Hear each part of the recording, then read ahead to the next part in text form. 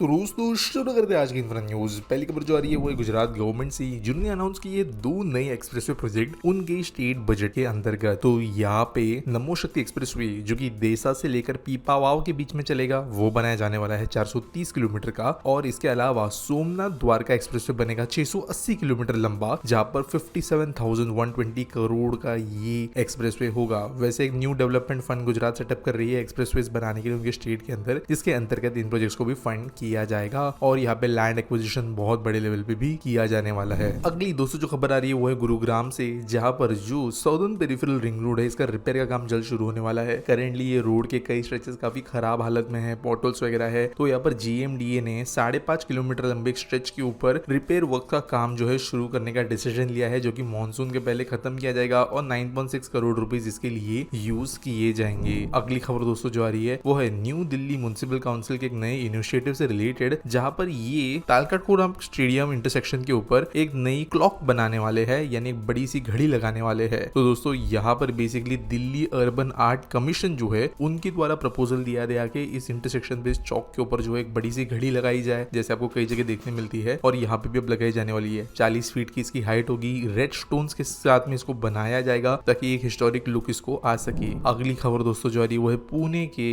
बहुत समय से एंटिसिपेटेड मेट्रो फेज 2 के एक्सपांशन से रिलेटेड, जहां पर यूनियन गवर्नमेंट के अप्रूवल के सब इंतजार है। और अब प्रपोज रूट का जो है combined length 61 kilometre in city and it's outskirt सामने आया है। तो जो स्टेट बजट अनाउंस हुआ था कुछ दिन पहले, वहां पे 2 नए पुणे मेट्रोस के मेजर प्रपोजल्स को अनाउंस किया गया। खड़कवासला हड़पसर खरड़ी मेट्रो और नल स्टॉप से लेके वारजे के बीच में चलने वाली मेट्रो, और सबमिट कर दिया गया है इसे सेंटर को। यानी कि अब सेंटर अप्रूवल के बाद में पुणे की ये मेट्रो बनना शुरू होगी। वैसे पुणे मेट्रो भी दुनिया की और देश की one of the fastest build metros है और बहुत कम समय में 0 लोगों के इस्तेमाल से बढ़कर ये धीरे धीरे बहुत लोगों के द्वारा इस्तेमाल की जाने लगी है। इनफैक्ट कई जगह पे ओवर क्राउडेड होना शुरू हो गई। तो एक सक्सेसफुल मेट्रो स्टोरी ये है, जबकि देश में कई मेट्रोस को सक्सेसफुल होने में कई साल लगते हैं, पुणे ने कंपैरेटिवली बहुत जल्दी एडेप्टेशन किया है। तो ऑब्वियसली मेट्रो की डिमांड भी बढ़ेगी लोगों के बीच में, जहां पर इसका एक्सपांशन हम तेजी से होते हुए नजर आएगा। अगली खबर दोस्तों जो आ रही है वो है असम कैबिनेट से, जिन्होंने इंडस्ट्रियल इकोसिस्टम को स्टेट में बेहतर बनाने के लिए और इन्वेस्टर्स को अट्रैक्ट करने के लिए अप्रूवल दे दिया है for setting up of an industrial park in smart township Hajo. तो यहाँ पर मेगा इंडस्ट्रियल पार्क जो है वैसे बननी ही है कमरूप और मुरीगांव के अंदर डिस्ट्रिक्ट्स में। तो यहाँ पर ये एडिशनल आप कह सकते हो इंडस्ट्रियल एरिया के लिए गवर्नमेंट ने बोला है। यहाँ पे प्रोटेक्शन, गाइडेंस, एकेडमिक सपोर्ट ये सब कुछ गवर्नमेंट देगी। साथ साथ जो है असम कोचिंग इंस्टीट्यूट नाम का ये यहाँ पर एक बॉडी का है या ऑर्गेनाइजेशन का है बनाने वाले हैं, जहाँ पर लोगों को भी ट्रेन किया जाएगा इनको संभालने। अगली खबर दोस्तों जो आ रही है वो झांसी लिंक एक्सप्रेसवे से रिलेटेड, जहाँ पर DPR कंसल्टेंट बनने के लिए 8 बिडर्स सामने आए हैं। ये एक्सप्रेसवे जो है UP expressway industrial development authority के द्वारा बनाया जाने वाला है। और यहाँ पर आमिन्स global infra consultant, choice consultancy services, civil Mantra इंफ्राक्रॉम private limited, Dhruv consultancy services and highway engineering consultant MSV international, SA infrastructure consultants, translink infra consultants, SA companies ने बिड्स सामने रखी है। अगली खबर दोस्तों जो आ रही है वो है यूपी के अंदर बनने वाले एक नए रेल लाइन से रिलेटेड, जहां पर